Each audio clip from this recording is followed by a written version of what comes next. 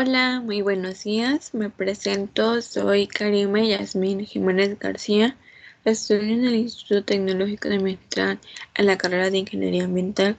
Actualmente estoy cursando la materia de Toxicología Ambiental, en lo cual nos las imparte el docente Ernesto Ramón Corano Romano.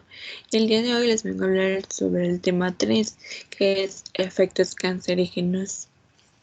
Sin más preámbulos, empezaremos. Bueno, para empezar, hablaré sobre qué es el cáncer. Nos dice que el cáncer es una enfermedad en la cual está caracterizada por el comportamiento anormal de las células, en las cuales pues comenzamos a sufrir o comienzan a sufrir alteraciones y a dividirse sin control. El cáncer es una masa anormal de tejido cuyo crecimiento pues excede y no va en consonancia con el de un tejido normal, pues esto es persistiendo en su comportamiento anormal incluso tras el cese de los estímulos que pues provocan el tal cambio. Hay varios tipos de cáncer, en los cuales existen 5, en los cuales voy a hablar sobre el primero, que es carcinomas, que nos dice que se origina a partir de las células epiteliales, y esto nos dice que son células que tapizan la superficie de los órganos, glándulas o las estructuras corporales, y este es un tipo de cáncer más común, en una presencia del 80%, y incluye variedades más comunes como es el cáncer de pulmón, el mama, el colon, el de la próstata, el de páncreas y el estómago, y entre otros muchos. Aquí hablaremos sobre el tipo de cáncer sarcomas. Nos dice que se origina a partir del tejido conectivo o conjuntivo entre los que se encuentran los músculos, huesos, cartílagos o tejido graso. Los más comunes son los llamados sarcomas óseos. En el tipo de cáncer leucemia, nos dice que se produce en la médula ósea, encargada pues de mantener la producción de los glóbulos rojos, blancos y las plaquetas. En el tipo de cáncer linfomas, nos dice que se desarrolla en el tejido linfático, como el que se encuentra presente en ganglios y órganos linfáticos. En el tipo de cáncer mesotelioma, este dice que se origina en el mesotelio y tiene el revestimiento de las cavidades corporales. Nos dice que las células normales y sanas crecen y se dividen para luego dar vida a nuevas células a medida que el cuerpo las necesita, pues está cuando envejecen o se dañan, mueren y dan paso a nuevas de ellas. Esto, sin embargo, esto no sucede con las células cancerosas, ya que se rompen con este proceso ordenado. Aquí en la imagen nos dice que las células normales se pueden convertir en células cancerosas, en las cuales están las células normales, después pasan a hiperplasia, después pasan a células displasias y esto se convierte en cáncer. A medida que se tornan las células anormales, las células viejas o dañadas no mueren, sino que sobreviven a la par. Estos se forman nuevas células cuando el cuerpo ya no las necesita, y pues esas células adicionales comienzan a dividirse, en lo cual no se detienen y forman crecimientos. Estos son llamados tumores. El cáncer se muestra en forma de tumores o neoplasmas, en lo cual nos dice que es el crecimiento nuevo, ya que aún no todos los tumores son pues cancerígenos. Aquí hablaremos sobre la clasificación de los tumores y nos dice que los tumores pueden clasificarse en malignos y benignos, siendo los últimos los conocidos comúnmente como cánceres. Aquí la imagen nos muestra cómo es el tumor benigno y cómo es el tumor maligno. En las diferencias, cabe decir que es importante tener presente que la principal diferencia entre el tumor maligno y uno benigno es que el primero puede invadir tejidos sanos, mientras que en el segundo pues no existe tal riesgo. Y otra diferencia que marca es que al extraer un tumor benigno es muy poco probable que vuelva a crecer. Y pues de lo contrario a los malignos que en ocasiones pues vuelven a crecer de nuevo o vuelven a aparecerse. Aquí hablaremos sobre qué es la tumorigénesis. Bueno, nos dice que esto es un tumor y es un incremento anormal de las células dentro de la carrocería. Esto facilitando generalmente por una falta de apoptosis, que es muerte celular natural. Por lo tanto, teniendo en cuenta el incremento incontrolado de las células indeseadas o dañadas, los tumores pueden ser benignos, no cancerígenos, generalmente pues inofensivos, o los malos son los cancerígenos, los dañinos y puede extenderse pues hasta más lejos.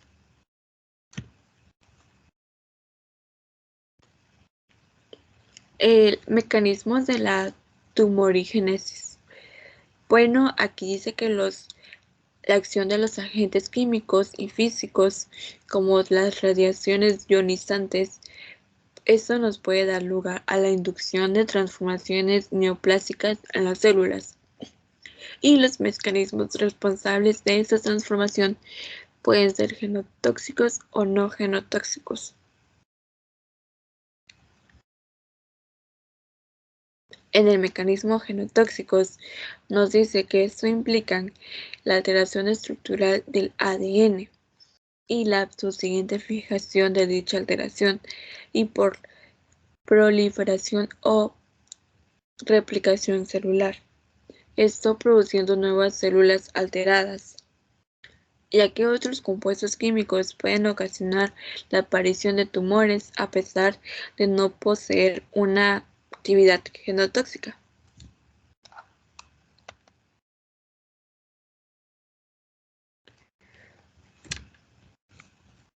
Aquí hablaremos sobre la activación metabólica y la genotoxicidad. Hoy nos dice que ese es el efecto de un conjunto de las reacciones de biotransformación y en lo cual es convertir el agente xenobiótico en una especie no reactiva y así poder fácilmente eliminarla del organismo. En los mecanismos enzimáticos que en la mayor parte conducen a la detoxificación en ocasiones puede dar lugar a metabolitos incluso más tóxicos que los compuestos originales. Aquí hablaremos sobre la bioactivación. Nos dice que esto se produce una bioactivación o activación metabólica cuando da lugar a la formación de especies reactivas con grupos muy electrofílicos o de radicales.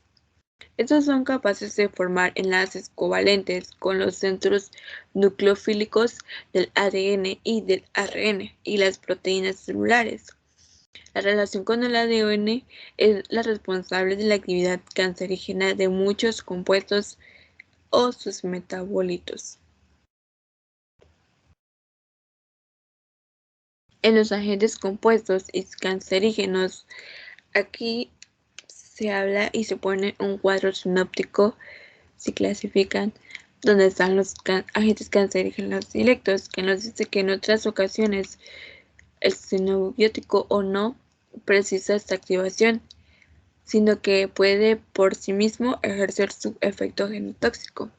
En los compuestos procancerígenos nos dice que los compuestos químicos que no ejercen por su mismo efecto cancerígeno en los cuales sino que precisan de activación metabólica para que estos efectos se manifiesten. En los agentes cancerígenos, último, el metabolismo responsable del ataque a los compuestos celulares que desencadenan la tumorogénesis, y el agente cancerígeno último nos dice que los metabolitos intermedios de la cadena de reacciones enzimáticas que conduce a la formación de la especie electrolita. Aquí hablaremos sobre la mutagénesis. Dice que una mutación es cualquier cambio heredable con el ADN. Un compuesto presenta actividad mutagénica cuando posee la habilidad de producir un cambio en el ADN o mutaciones en este. La mutagénesis se debe a alteraciones estructurales del ADN con el resultado de replicación deficiente de la región afectada del genoma. La mutagénesis implica la proliferación de la célula mutante y el fallo de los sistemas de replicación del ADN.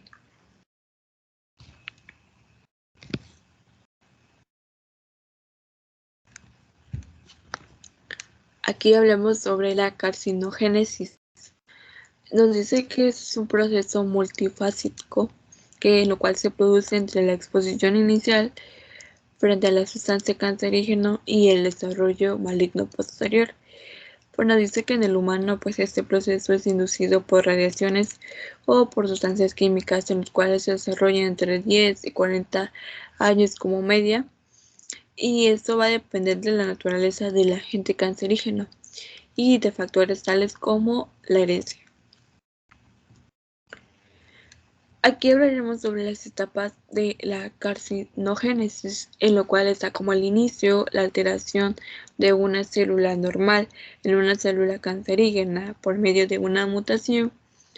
Está el crecimiento o promoción, en lo cual es la multiplicación y selección de las células iniciales. Está el avance o progresión, que esto es una expansión de la línea de las células cancerígenas por medio de la invasión de los tejidos locales y por metástasis hacia los órganos distantes. En los indicadores para evaluar efectos cancerígenos, nos dice que es el índice utilizado para la medida del riesgo asociado a la exposición a compuestos cancerígenos, en lo cual este es un factor dependiente. El factor dependiente representa cualitativamente la relación entre la dosis y el agente cancerígenos y la incidencia de los tumores. Para la obtención de los datos de los factores dependientes, pues se debe reunir la información toxicológica existente sobre un determinado agente químico, con el objetivo de seleccionar los datos más adecuados. En los criterios de selección datos toxicológicos, nos dice que los datos que se obtienen en seres humanos son preferibles a los obtenidos a partir de los ensayos en animales. Y en la ausencia de datos en seres humanos se debe seleccionar los estudios realizados en las especies más parecidas al hombre. Esto aplicando criterios metabólicos, fisiológicos y toxicocinéticos. Si no es posible realizar la selección atendiendo al criterio de las anteriores, las distintas especies representan una similitud equivalente respecto al hombre. Esto debe seleccionarse a la especie que representa una mayor sensibilidad al agente, y no dice que si no es posible aplicar ninguno de los criterios anteriores, se calcula la media geométrica de los factores dependientes obtenidos en los distintos estudios. Aquí hablaremos sobre qué es una sustancia cancerígena. Nos dice que una sustancia cancerígena o carcinógena es aquella que por inhalación, ingestión o penetración cutánea puede ocasionar cáncer o incrementar su frecuencia.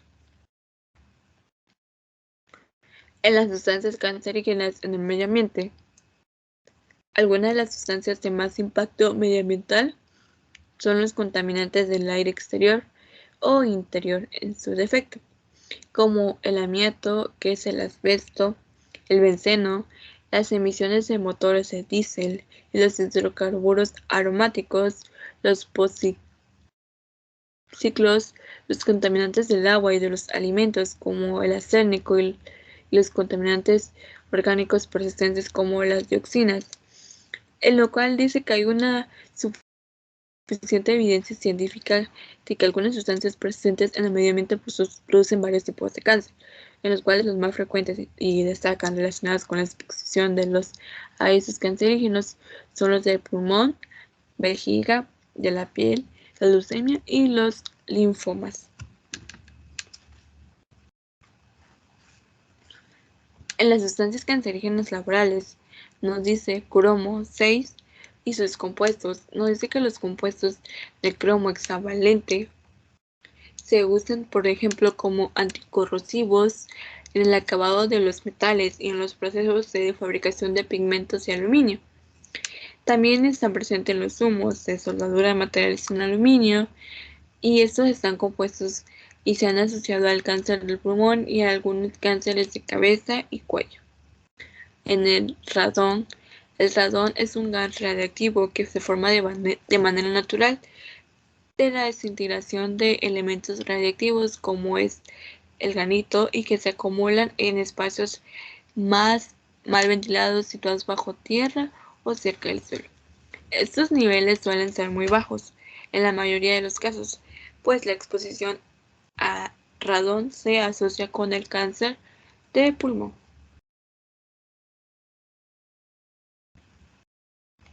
Nos dice que el sílice cristalina es un componente natural que en lo cual, además de encontrarse en las rocas y la arena, también se encuentra en materiales para la construcción como es el hormigón y el ladrillo.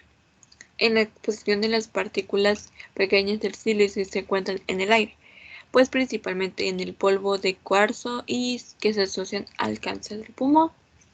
Los hidrocarburos aromáticos policíclicos, estos están compuestos que son disruptores endocrinos y los cuales se forman principalmente por la combustión incompleta de la materia orgánica y en diversos procesos industriales. Piensa que si eres fumador, tu mayor exposición a estos compuestos será a través del tabaco, que es la mayor causa del cáncer, y el pesopireno, que es un tipo de hidrocarburo aromático policíclico. Esto se ha clasificado como cancerígeno por la IARC por su acción genética, ya que produce daños en el ADN. ¿Cómo sabemos que las sustancias son cancerígenas? Bueno, dice que el IARC, Agencia Internacional para la Investigación del Cáncer, es un organismo de la Organización Mundial de la Salud en el cual evalúa constantemente el potencial cancerígeno para las personas de las sustancias y de otros agentes. Esta evaluación es junto con las que realizan otras autoridades en complemento.